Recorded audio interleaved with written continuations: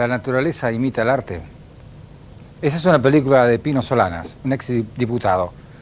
Un hombre que dejó ese testimonio creativo en 1992 y sirve como apertura de este tema.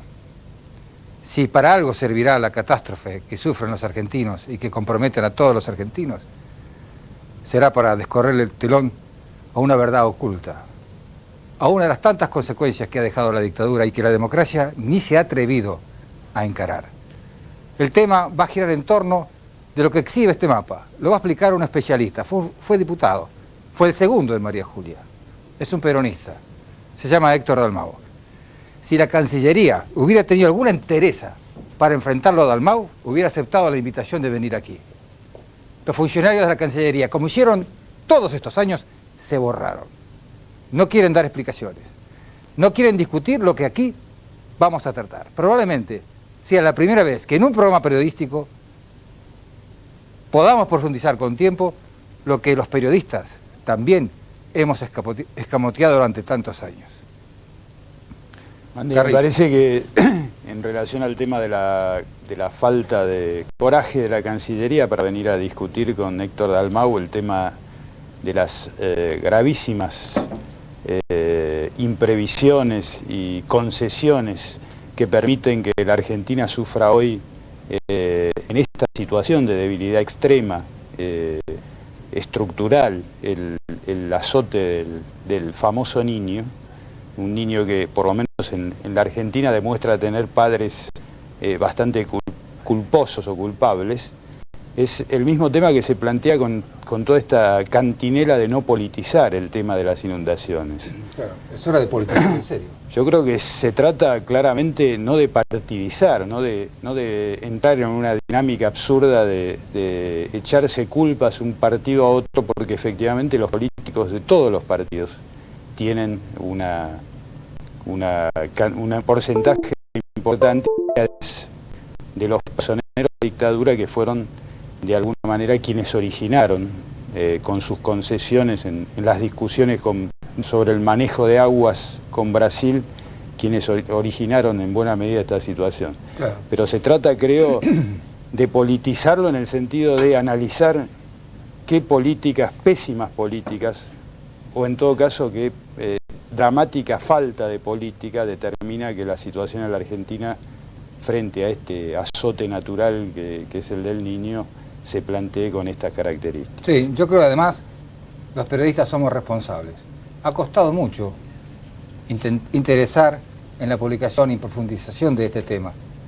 Solamente el dolor, la realidad que nos atrapa, hace que podamos hoy presentarlo en toda su dimensión. Claro, el periodismo en la Argentina también sufre de esa enfermedad que es vivir del día a día, buscar los temas gancho y no discutir nunca problemas estructurales, ¿no? Tal como le sucede a los políticos, es decir, hay una relación directa.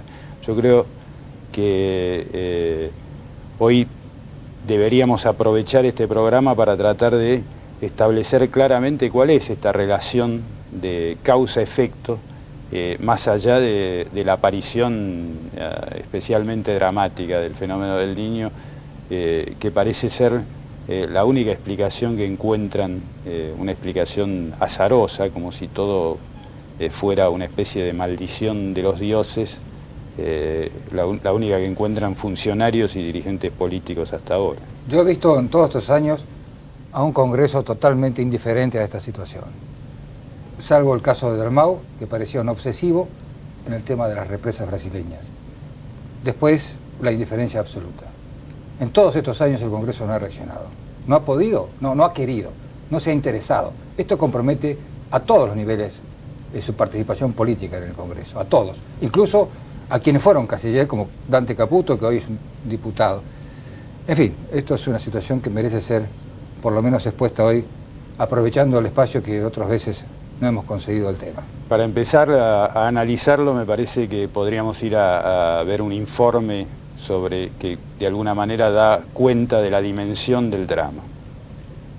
Rugían los motores de la Fórmula 1 en el Autódromo de Buenos Aires cuando las provincias del Nordeste comenzaban a hundirse bajo las aguas.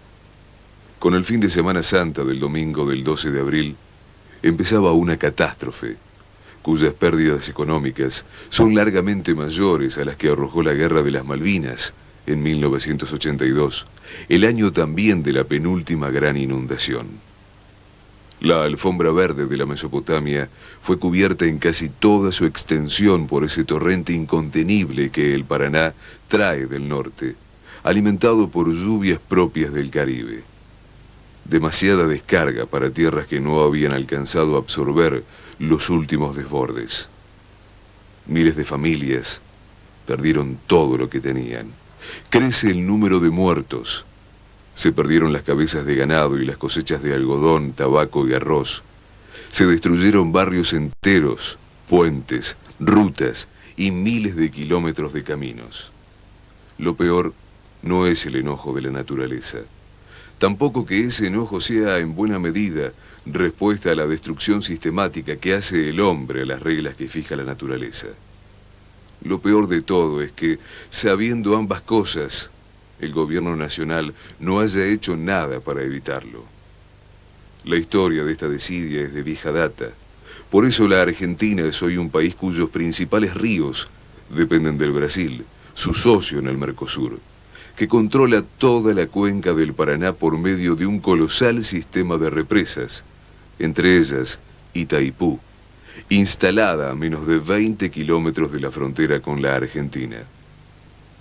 Solo esa negligencia permanente de Buenos Aires explica el desprecio ante cada señal de alerta, como la advertencia publicada en Clarín el 23 de septiembre de 1997.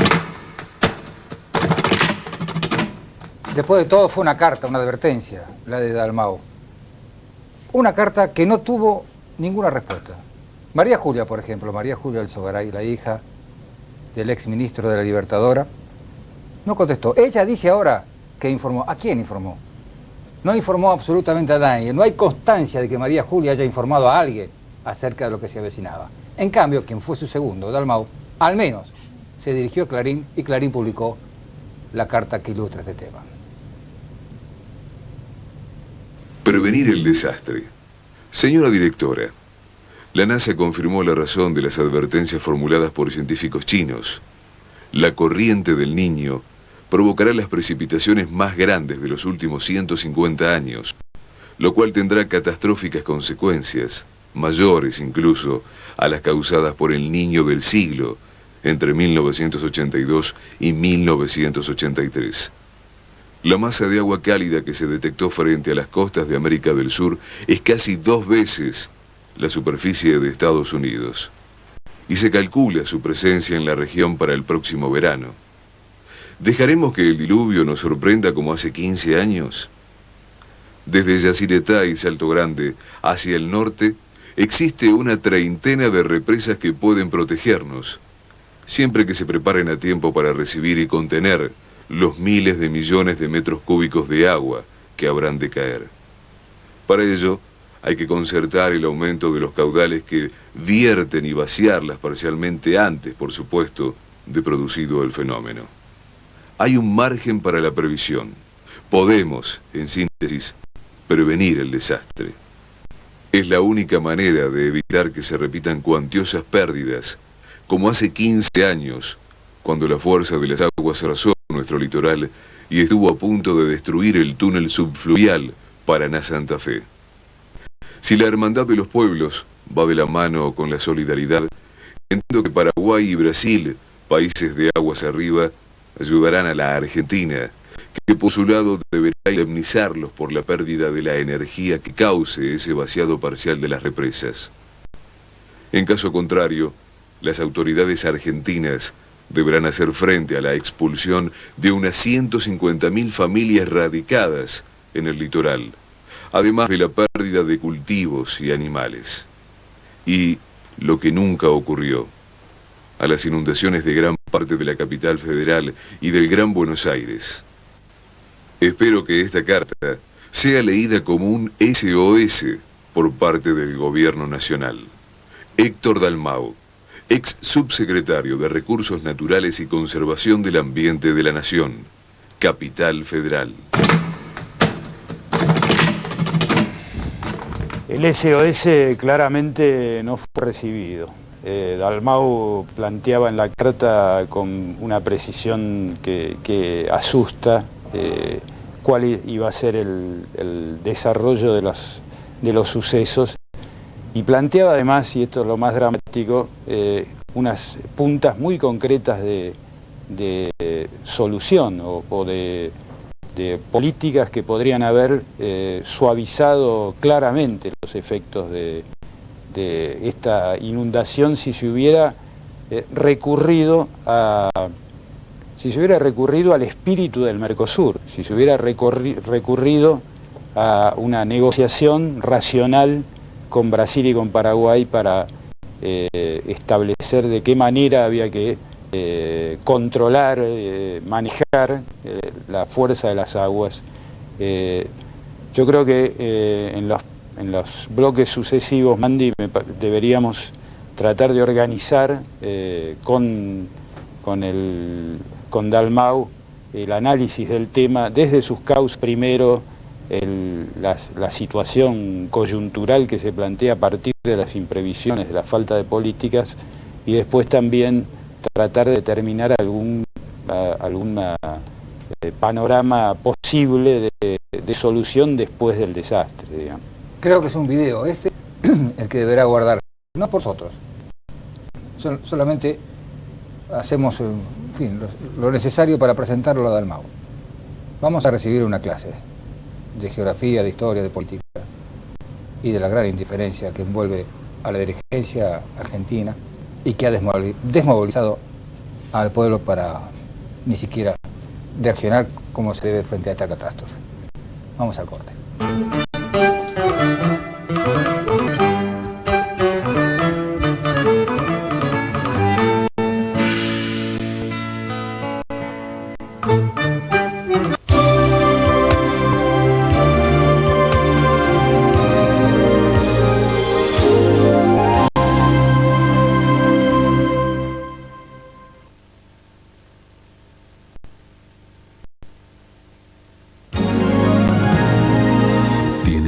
Suave.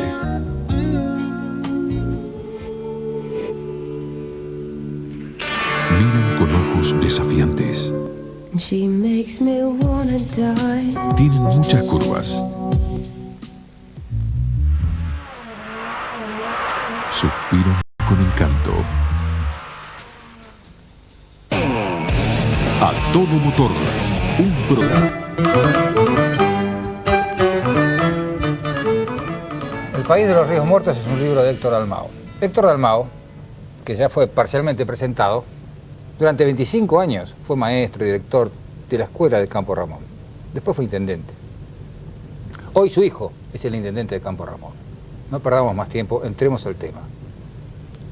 Dalmau, ¿qué fue lo que le permitió plantear en septiembre del año pasado, en esta carta que leímos, un panorama tan claramente corroborado, tan dramáticamente corroborado por los hechos? Creo que la experiencia, para quien se ha dedicado durante muchos años a seguir puntualmente los cambios ocurridos en la Cuenca del Plata, indudablemente no podía prever otra cosa. Además, cuando en la alta Cuenca del Plata llueve mucho, tenemos que estar advertidos los que estamos al sur, porque es un gran embudo y el agua nunca sube, el agua siempre baja. Cuando uno habla de Cuenca del Plata, quizás la gente dice, ¿qué es la cuenca? La cuenca, nosotros decimos cuenca porque hablamos de cuenco, el receptorio del agua. En Brasil, en portugués se le dice la bacia, ¿no es cierto? Porque es la vasija, ¿no es cierto? Donde se contiene el agua de una escorrentía que va hacia un solo lugar. Por ejemplo, en este mapa, nosotros tenemos coloreado lo que es la Cuenca del Plata, en su totalidad, pero también tenemos acá otros ríos que van hacia otros lados, que estos son de las cuencas del San Francisco y del Atlántico, y esto de la cuenca del Amazonas. Es decir, donde se van las aguas, adquieren un nombre de acuerdo al colector más importante. En este caso, en lo que sería nuestra cuenca, enorme cuenca de 3.200.000 kilómetros cuadrados, 700.000 kilómetros cuadrados menos que la totalidad de la República Argentina. Y abarca países como Bolivia, Brasil, todo Paraguay y parte de Uruguay. Está en 3 colores, ¿por qué? Porque esta es la subcuenca de la provincia de Buenos Aires, con el río Salado como eje principal y los tributarios del Paraná antes de llegar, digamos, a la bahía de San Borombón. Esta, con un color más clarito, es la subcuenca del Uruguay, y entre estas dos hacen aproximadamente 600.000 kilómetros cuadrados, y todo el resto, o sea, 2.600.000 kilómetros cuadrados corresponden a la cuenca del Paraná. Es decir, toda agua que caiga en cualquier parte de estos territorios va a terminar indefectiblemente en el Paraná, que es el colector. Es como el caño mayor de la cloaca, por ejemplo, de Buenos Aires, que recibe todas las aguas y que, si alguna vez ese caño mayor se llena, se colmata y no puede recibir más, las aguas van a retroceder y van a inundar los edificios. Lo mismo ocurre en todo este gran territorio que tiene que volcar sus aguas en el Paraná cuando éste se mantiene sobredimensionado.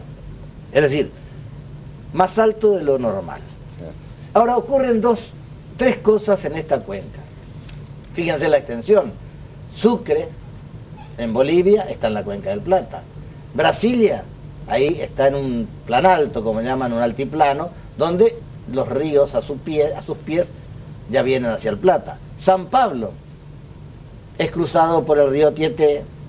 Hay una gran avenida que rodea las márgenes del Tieté, porque esas aguas vienen al Plata luego de recorrer todo un largo camino. Es decir, si tomamos la cuenca en su conjunto, sabemos que si llueve acá, y llueve mucho, esto va a venir al Paraná, por cualquiera, por el Paraguay o por cualquier afluente va a venir al Paraná. Todo lo que caiga en esta zona verde, toda el agua que caiga, si no se evapora, va a terminar en el Paraná. Dalmau, una pregunta. Me llama la atención todos esos rectangulitos rojos que están ahí. Bueno, los rectangulitos en su conjunto son represas. Las negras están proyectadas, las rojas están construidas. ¿Cuál es la función de la represa? La represa frena el agua, porque el negocio de los que son dueños de la represa es generar hidroenergía, y la materia prima es el agua. Entonces la frenan y les conviene tener siempre la represa al máximo de su nivel. Cuando comienzan las grandes lluvias, que comenzaron allá por agosto, en esta región, y no se detuvieron, estas represas fueron frenando el agua, y las represas frenan el agua hasta que las alturas que están atrás impiden que el agua siga retrocediendo. Eso lleva un proceso de muchos meses. ¿Hay paredes? No, los bosques, digamos los cerros. Cerros. Los cerros. O sea que las represas brasileñas están instaladas entre cerros. Claro, también de cerros. O sea, acá, si nosotros tomamos el río Paraná, desde Posadas para arriba, está lo que se llama el Gran Cañón del Guairá, que es, digamos, un encajonamiento del río Paraná que no le permite, digamos, está estrechado, está aprisionado. Pero, durante muchos días y muchos meses, todas las aguas que sus afluentes van llevando a estos lagos, por eso yo denomino el país de los ríos muertos acá, porque están muertos, no son más ríos, es una sucesión de lagos interconectados. Llueve y el agua puede ir retrocediendo durante muchos meses y no hay necesidad de abrir las compuertas. Hasta que llega un límite. Hasta que llega un límite. Cuando no pueden retroceder más, como en este momento, abren las compuertas, ¿no es cierto? Y se produce el crecimiento de todo el Paraná al sur, por ejemplo, de Itaipú, que es la última represa binacional entre Paraguay y Brasil, o de Yacyretá, que Yacyretá es una represa de llanura que no incide, tampoco puede frenar nada. Es decir, cuando no pueden sostener más el agua en este sistema de represa, abren las compuertas, pero ya para eso el río hace mucho tiempo que está sobredimensionado, es decir, no está permitiendo que sus afluentes desagüen normalmente. Al estar sobredimensionado el Paraná, por ejemplo, el Paraguay se frena y retrocede, hace retroceder al Bermejo, a todos sus afluentes directos, al Pilcomayo, y así el agua va retrocediendo y esto se arma, ¿no es cierto?, como una gran masa que supera inclusive los límites del Pantanal. Al no salir en las aguas del Paraguay al Paraná, porque el Paraná está muy crecido, ahí comienzan los problemas. Y lo mismo con los ríos, por ejemplo el Santa Lucía en Corrientes, el río Corrientes, el Guayquiraró, el mismo Salado en Santa Fe, el Nogoyá y el Gualeguay en Entre Ríos, son ríos que no pueden desaguar porque está muy crecido el sistema. Pero perdóname, chiquito, ¿y por qué tantas lluvias en la zona norte de la cuenca? Bueno, esto se da, las lluvias se dan por la corriente del Niño. La corriente del Niño cada vez está viniendo más, con espacios más cortos. Pero corriente del Niño hubo siempre. Siempre hubo corriente del Niño, desde que el mundo es mundo. ¿Y por qué ahora, a partir del año 1983, por ejemplo, se producen estas inundaciones tan desastrosas? Porque confluyen muchos factores. Por ejemplo, hasta hace no más de 10 o 12 años, toda esta gran región estaba cubierta de bosques. En estos últimos 40 años, todo este bosque desapareció. El bosque es el gran protector de la tierra y el gran freno para el agua. ¿Por qué? Y porque están los árboles más altos, los medianos, la maraña, la hojarasca, y todo eso hace que la gran precipitación se vaya frenando, y cuando llegue al suelo, el suelo húmedo la absorbe en casi un 90%, y solo un 10% corre, pero nunca con el ímpetu suficiente como para llegar a los bajíos donde están los ríos o algún curso que lo lleva hacia los ríos. Cuando desaparece el bosque, se da el factor más importante, ¿no es cierto?, en lo que hace a negatividades. La tierra no tiene defensa, pega el agua, y si es zona quebrada, como toda esta zona es zona montañosa, digamos de grandes sierras, en esta región se anda más o menos en los 1200 metros sobre el nivel del Río de la Plata.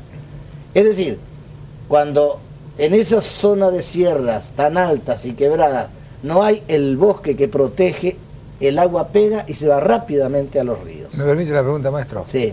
¿Tiene que ver esa descripción que usted hace, y la respuesta le pido que sea corta, con ese diagrama donde aparece Itaipú, distintas alturas y el obelisco hacia abajo a la izquierda? Claro, los argentinos son muy pocos los que saben que sobre nuestras cabezas, hoy que estamos aquí a nivel del mar, digamos en el cero del riachuelo, como se dice, hay agua a 340 metros en la represa de Isla Solteira, que es la que está en la última represa de Paraná, prácticamente donde nace el Paraná. Aquí viene el Río Grande y el río Paranaíba, ahí nace el Paraná, lo que era en el Río Grande, ahora es una sucesión de represa, y lo que era el río Paranaíba, y aquí nacía lo que era el Paraná, pues ya no nace más allí el Paraná ahora nace en Yacyretá.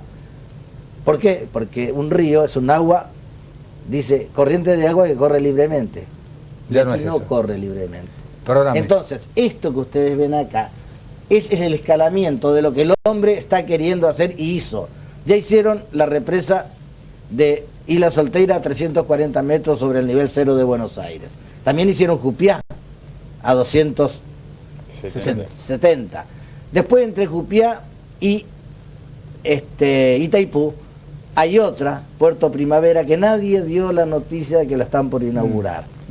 También altísima. Itaipú tiene una altura del pelo de agua, digamos, en la superficie de Itaipú, a 220 metros sobre nuestras cabezas. Eso retiene muchos millones de metros cúbicos de agua que pueden dejar pasar por 3 lugares. Esperá. Perdón, maestro, perdón. Está bien el Pará. Continuamos después de este corte.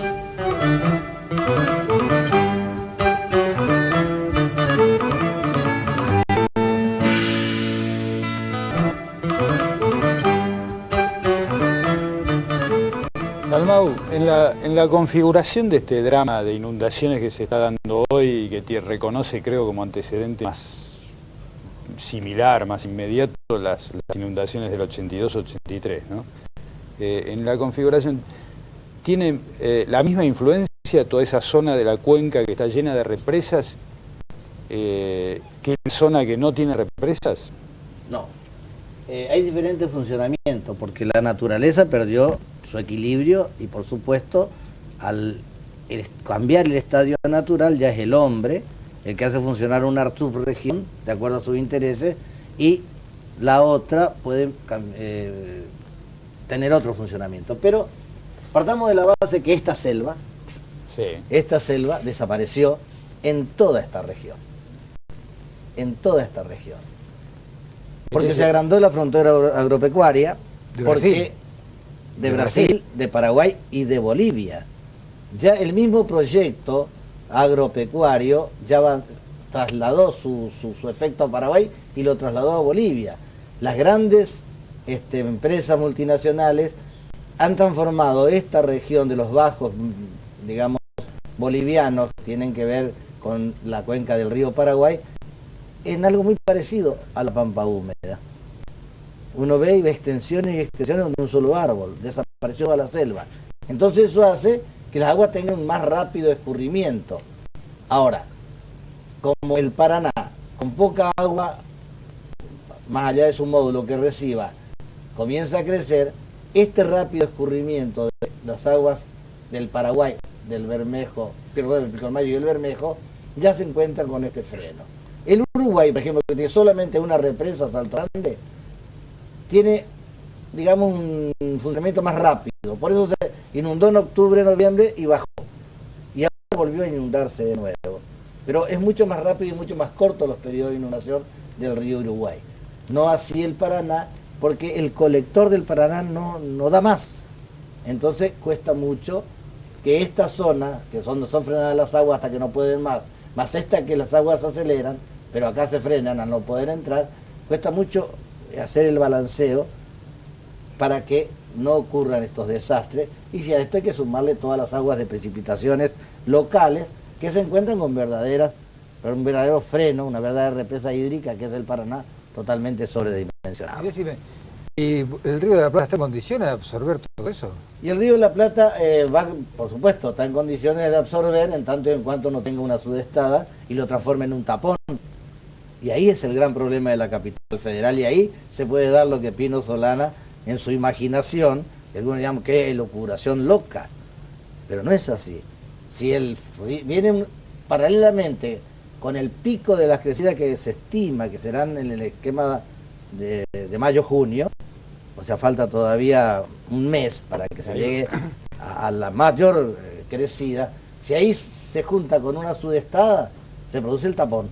Porque ahí ya no es solo el Paraná el que frena el escurrimiento de lo demás, es el Río de la Plata que no vuelca en el Atlántico todas las aguas que sus colectores principales, el Uruguay y el Paraná, le aportan. Y en ese caso, Buenos Aires... Y bueno, uno no puede hablar de futurología, tampoco puede pecar, digamos, quizás de catastrófico, no quisiera, pero yo creo que las partes bajas, digamos, de que rodean a la ciudad de Buenos Aires, esas sí están seriamente comprometidas. Y buena parte de la provincia.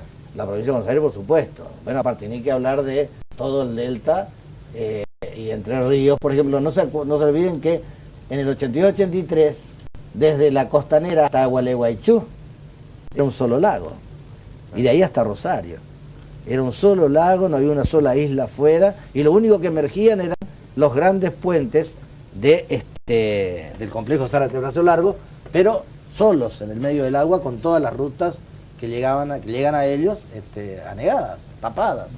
¿Cuáles son las causas humanas estrictamente digamos, de estructuración de una red de intereses de tipo económico que determinaron, por ejemplo, la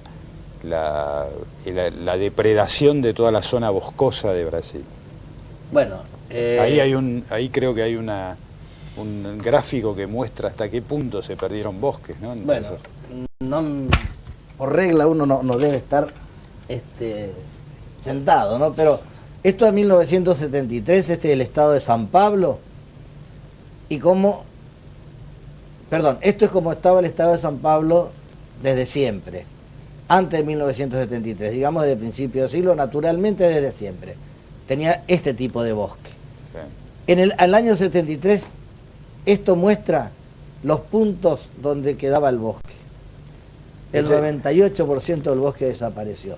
Esto es el estado de San Pablo, esta región. Pero resulta que comenzó la extensión de la frontera agropecuaria y ya está en Bolivia. Es decir, que ahí está el agua total, la tierra totalmente desprotegida, y ahí es donde se produce el no freno de las precipitaciones. Y en el tema de represas, que me parece que también es bastante importante, ¿no? Este tema. Claro, las represas tienen una importancia suma para Brasil, porque Brasil tiene el 82% de su energía producida por hidrogeneración. No solamente tenía represas en la cuenca del Paraná, en toda la extensión del territorio brasileño. Las represas, a la vez que frenan el agua, también están frenando los sedimentos. Claro. O sea, toda esa tierra que es arrastrada por estar libre, porque el trigo y la soja no la protegen. Y una lluvia fuerte, según la INTA, arrastra hasta 40 toneladas de tierra por hectárea a los ríos. Cuando los ríos corren, bueno, eso viene acá al delta, esos sedimentos, pero cuando están segmentados por represa, el paredón de la represa hace que el agua se frene, y entonces los sedimentos caen.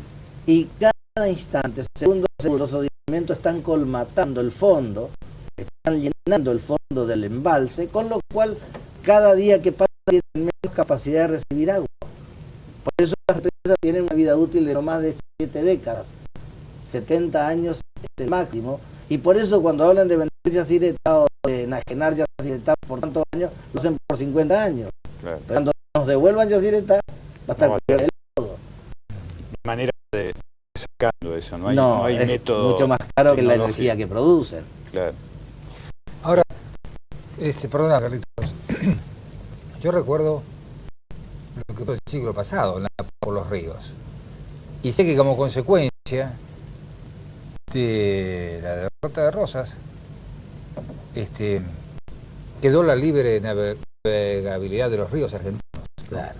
Es decir, para la conformación de esta república, los ríos fueron parte de su historia constitutiva. Ahora estamos muriendo como consecuencia de esos ríos. Claro. Hay una geopolítica contemporánea, que es la más importante en Brasil, Teresina de Castro, que en sus libros dice: Rosas se equivocó, pretendió trancarnos los ríos desde abajo, y los ríos se trancan y se manejan desde sus nacientes. Pero perdóname, chiquito, es cierto eso, pero ¿está funcionando el Mercosur? ¿Eso es un resultado económico o hay posibilidad de integración con Brasil para resolver esta cuestión? Yo creo que debería haber, y por eso no solamente en esta carta, esto, cuando no viajo, y acá está la carta, cuando no viajo a Río de Janeiro, a la Cumbre de la Tierra, donde todos nos moríamos por ir. Entonces, cuando usted era subsecretario, me bajo del avión prácticamente, estando en Aeroparque.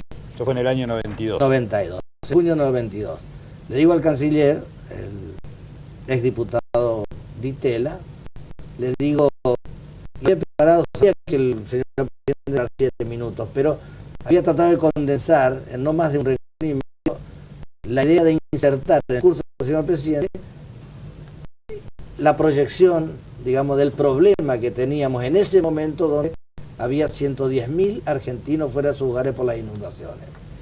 Entonces ahí en Aeroparque, en el sector militar, creo que no podía hablar del tema. Entonces decidió, porque no tenía sentido ir a la cumbre mundial donde estaban todos los científicos y los presidentes del mundo y no plantear el problema que estábamos pasando por inundaciones. No fueron tan grandes como esta, pero expulsaron a 110.000 personas y se murieron muchos. Esta actitud de Ditela se relaciona con una actitud histórica que tuvo importancia fundamental a partir de la discusión durante la última dictadura, la discusión en Brasil por la Constitución de Saipú y Corpus. Claro, aquí bien, le voy a mostrar que no bien puede ser. Esto se llama Cañón del Guairá. Sí. Bien, todo el río hasta prácticamente 10 kilómetros de la ciudad de Posadas.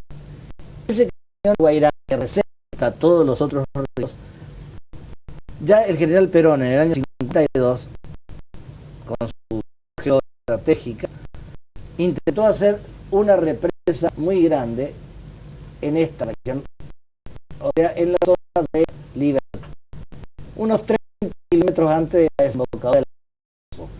Con esa represa, Argentina iba a manejar todo el cañón del Guairá hacia arriba y hacia abajo.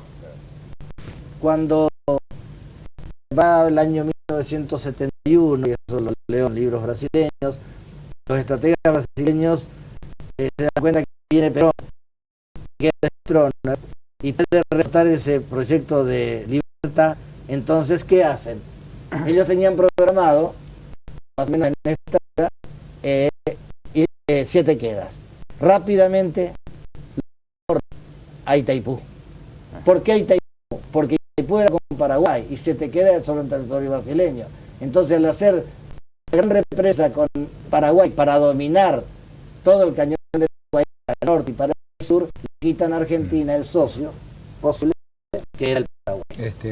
Hay que recordar que gracias a Itaipú, Paraguay tiene energía prácticamente gratis. Sí, sí, sí. Con un cuarto de turbina ya todo Paraguay se ilumina, digamos, y el resto lo usa Brasil. Tiene 20 turbinas. Recuerdo dicho de paso los enormes, Guglielmelli, con Carmillón, que fue quien negoció parte de ese tratado. Sí. Pero vamos a un corte.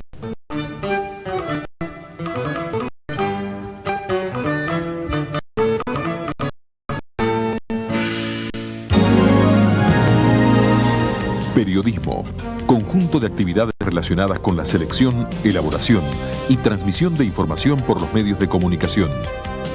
Hora de cierre, momento de reflexión y análisis de la información, con Darío Villarruel. Hora de cierre, martes a las 21, en vivo, por Magazine.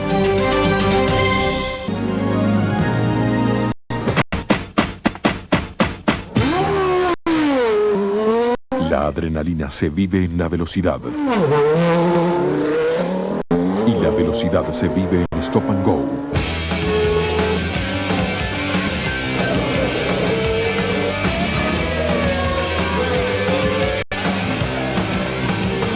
Stop and Go, la adrenalina de la Fórmula 1. Stop and Go, jueves a las 22, por Magazine.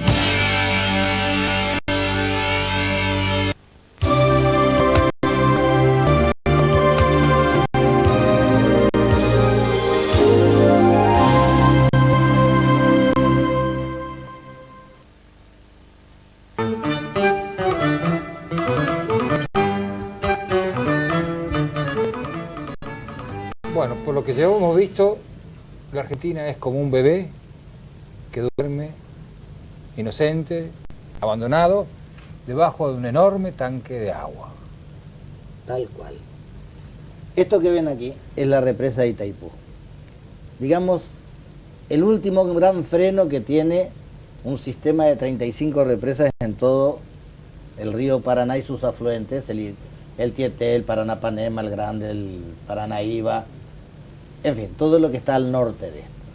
Este lago tiene 240 kilómetros de largo.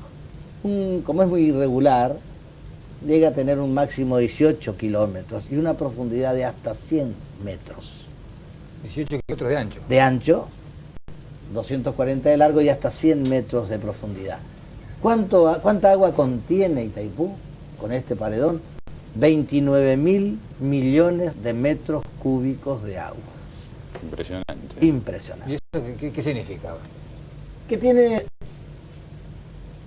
una enorme superficie cubierta y tiene la posibilidad, por 3 lugares, por estos vertederos, por las 20 turbinas que están aquí que no se ven, y por 8 tubos de desagüe, de desagote que tiene muy abajo, a 100 metros de profundidad, la represa, puede dejar pasar 142.000 metros cúbicos por segundo.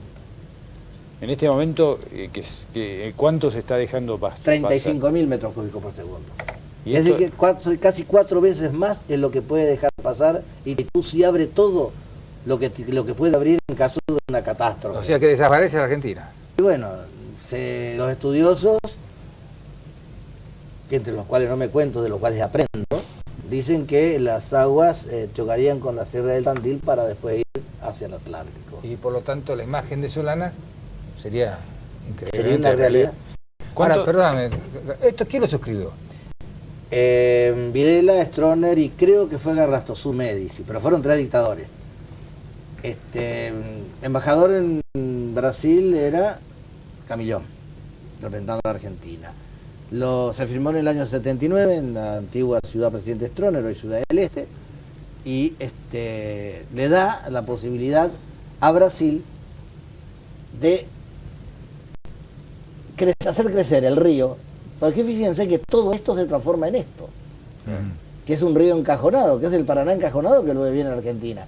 Le da la posibilidad a Brasil de hacer crecer el río 2 metros por día, sin límite, o de crecer. Eso está en el tratado. Eso está en el tratado, está firmado por la Argentina. Brasil, 2 metros hoy, 2 metros mañana, 2 metros pasado, 2 metros 70, O sea que 2 metros. la Cancillería históricamente convalidó esto. Convalidó y nunca reclamó, nunca denunció esto, que si bien 3 dictadores lo firmaron, hoy la democracia tiene que estudiar y decir, señores, esto no puede ser, estamos indefensos ante alguien que puede o hacer crecer el Paraná 2 metros por día, o hacerlo bajar al Paraná 2 Secarlo. metros por día, secarlo. También Cuando se estuvo llenando esto, que los técnicos habían pensado llenarlo en 45 días, se llenó en 13. Entonces secó el Paraná. Se secó el Paraná prácticamente, y también se secó el Iguazú, que tiene 4 represas, pero que no tiene ningún tratado. Así que Brasil con esas represas hace lo que quiere, y Argentina no ha hecho un tratado. Por lo menos tiene un tratado. Perjudicial, pero tiene. Pero el Iguazú, que está a 18 kilómetros, más o menos estaría por acá, no tiene un tratado. Entonces Brasil, cuando viene agua, abre, y cuando no, cierra. Hoy usted decía que está dejando pasar Itaipú 35.000 metros cúbicos por segundo de agua. ¿Cuál es el curso normal del Paraná? Frente a Posadas, que es un eje testigo, digamos, entre Posadas y Encarnación, el módulo es de 11.000 metros cúbicos por segundo, así que estarían pasando 3 Paraná y un poquito más. Obviamente esto tiene un efecto, en relación con las inundaciones, tiene un efecto importantísimo. Es tremendo, porque no va a dejar de desaguar, además de desbordarse, toda el agua que caiga en las lluvias interiores no va a poder salir por los afluentes. Es decir, serían casi 4 Paranás uno encima del otro. Casi 4 Paraná uno encima. Bueno, además del Niño hay otras explicaciones, evidentemente, para la... Ahora, en todo este tiempo, ¿tienes registrado alguna preocupación oficial de parte del gobierno argentino? No. El Parlamento votó una vez 2 proyectos de resolución de mi autoría, donde se reclamaba que se denuncien este acuerdo y que se haga un acuerdo por el río Iguazú. Eso falló por el año 86, pero nunca el Parlamento, nunca la Cancillería se preocupó, y es más, una vez que yo recorrí todo Brasil, ¿no es cierto? He ido 2 veces hasta el mismo Amazonas, pasándolo, yendo al Río Negro hasta Manaus, en coche, en auto, aprendiendo, conociendo, viendo cómo funcionan las cuencas. Y la única vez que quise tener el respaldo de la Cancillería fue cuando más problemas tuve. Me pararon todas las rodeadoras brasileñas porque la Cancillería avisó que yo iba a hacer esos estudios. Pero ¿cuál es la explicación de tanta vocación de entrega? Es histórica. Desde Lord Ponsonby para adelante, ¿por qué nació la República Oriental del Uruguay? No tenemos, ¿por qué cayó Rosas? ¿Por qué tantas cosas? Bien, ¿Por qué bombardean a Gualeguaychú cargando las armas acá? Cuando se quedaban sin balas, venían a Buenos Aires. Está bien, pero eso era cuando Buenos Aires se sentía la capital de sí misma, como alguien dijo. Es cierto. Pero Buenos Aires ahora está condenada por propia complicidad, por la naturaleza de su desidia. Entonces, ¿se suicida Buenos Aires? No, la matan. O sea, una cosa que se suicida cuando todo el pueblo opta por esto, porque el pueblo no sabe esto. Pero pará, hablemos Son los dirigentes los que matan a Buenos Aires. No, Buenos Aires no se suicida. ¿Qué es lo que se debería hacer hoy? Lo que se debería hacer es evitar de que lancen tanta agua, tanto por el Iguazú como por el Paraná. Es decir, un tema concretamente político. Concretamente político y de relaciones un acuerdo. exteriores. Un acuerdo. Y por otra parte, toda esta región hay que volver a implantar árboles de rápido crecimiento para ponerle un paraguas, aunque sea malo, pero paraguas al fin, para demorar las aguas en su caída a la tierra y su discurrir a los ríos. Si no, no tenemos alternativa. Fíjense que desde Cuando la selva cubría toda esta región, digamos de 1900 hasta 1982, se produjeron solo 4 crecidas. La de 1905 duró 11 días y los científicos de la zona dijeron que era la década milenaria, porque la conjunción de los factores meteorológicos se iban a dar recién dentro de 10.000 años. Del 83 para adelante, esta es la tercera gran inundación y hubo 2 bajantes. Dimensiones parecidas a la que superiores, iba a ser superiores a la década milenaria. Ya hay 2 superiores a la década milenaria. Y ahí estamos viendo lo que ocurre en estos momentos en la alta cuenca del Paraná. El hacha comenzó primero, muchos años, después vino la motosierra y ahora está la topadora. Voltean el bosque alegremente, sin saber que están desprotegiendo, no solamente terminando con la biodiversidad, con todos los animales, hasta con los aborígenes. Han desaparecido, sino están terminando con la tierra. Pero, chiquito, no hace mucho hubo incendios que generaron una gran preocupación internacional en la zona amazónica. Argentina se comprometió, envió un contingente. En fin, hay gestos de solidaridad de parte de la Argentina hacia Brasil. ¿Cómo hay que lograr para que esta solidaridad sea comprensiva de esta situación de parte no solo del gobierno brasileño, sino de sus instituciones en general? Todo negocio se hace si tenés algo para entregar. Si tenés una figurita de Menotti, quizás la pueda cambiar por una de Bilardo, pero te van a seguir 5 de Menotti para una de Maradona. Ese es el juego de las figuritas. Entonces, ¿qué tenemos para dar? Y nosotros tenemos que, todo el sur desaprovechado, tenemos que poner aerogeneradores para generar la energía que Brasil está perdiendo día a día por la colmatación de las represas y que va a perder si bajan los niveles de las represas para no inundarnos. O sea, a nosotros. viento por agua. Viento por agua. Bueno. Y olvidarse de que las represas son la gran solución, porque el gobierno está embarcado en hacer las 3 represas del Bermejo. Un Bermejo, un río de 42 metros cúbicos por segundo, lo van a frenar, van a sacarlo, lo van a matar. Y cuando dices el gobierno hablas de María Julia Sogaray. De este gobierno que tiene a María Julia Sogaray como encargada de todas las aguas. Y también está empecinado con Bush, Brady, y Reverendo Moon, Vía Aguilar y compañía en hacer Paraná Medio y en hacer, que son 2 represamientos, como en hacer Corpus, que fue rechazado por el pueblo en una elección histórica, y también 3 represas en el río Uruguay que eso sumarían a una brasileña. O sea, San Pedro, en Montecasero, Garabí y Roncador. En eso está el gobierno. ¿Saben por qué? Porque hay 25.000 millones de dólares en danza y no se los quieren perder. ¿Está claro? Está absolutamente claro.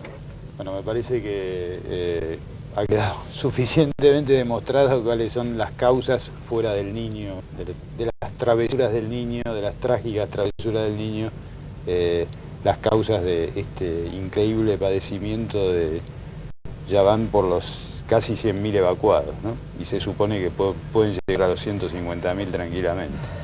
Se supone, y algunos tenemos la certeza.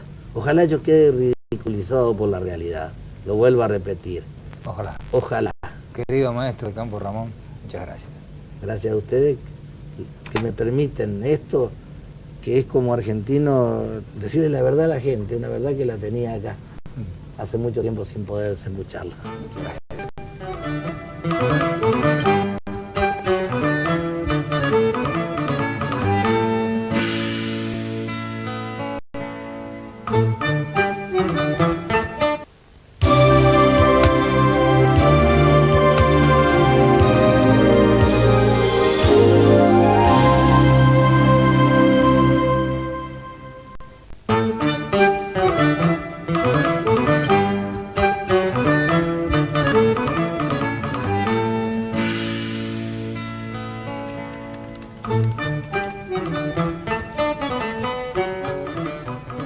Dalmau nos demostró con, creo, suficiencia absoluta cuáles son las causas reales del drama que está viviendo la Argentina hoy, hasta qué punto este drama depende de yo no diría falta de política, sino realmente pésimas políticas que en buena medida se entroncan con las tradiciones más cuestionables de la Argentina y además se profundizaron largamente a partir de la época de la dictadura militar. Concretamente las inundaciones tienen que ver con el fenómeno del Niño, pero sobre todo con un manejo absolutamente de absoluta imprevisibilidad, una decisión de la Argentina de depender del manejo de aguas que controla Brasil, y además de los negocios, negocios largamente millonarios que tienen que ver con las fronteras agropecuarias, la destrucción de los bosques, el tema hidroeléctrico. Creo, Mandy, que debería plantearse de aquí en más, pese a que para este programa la Cancillería no aceptó enviar a alguno de sus entendidos en este tema, deberíamos dejar planteado una especie de desafío para que la Cancillería venga a explicar cómo es posible que lo que Dalmau tan claramente había previsto, había avisado en su carta de septiembre del año pasado, no recibió, no fue suficiente para generar una política específica, una política concreta. Claro, porque la primera inclinación personal, que veo si corresponde, después lo ves, es pensar que esto es también la hija, no solo de la de Siria, sino de una cultura que me parece que la madre está en el 55. Porque no es que uno pretenda hacer revisionismo en favor del peronismo histórico, no, pero sí, Perón quería comprometer a Paraguay para hacer una represa. Y cuando se avecinaba el retorno definitivo de Perón, Brasil, yo recuerdo aquellas pujas que había entre la Cancillería brasileña, los pensadores de la Argentina, en ese momento, recuerdo al general Guglielmelli, en ese momento Brasil se acelera el trámite para comprometer a Paraguay y quitarle su aliado histórico. Sí, yo quisiera agregar que este planteo de ninguna manera implica proponer visiones conspirativas, de enfrentamientos, volver a hipótesis de conflicto. No, eso.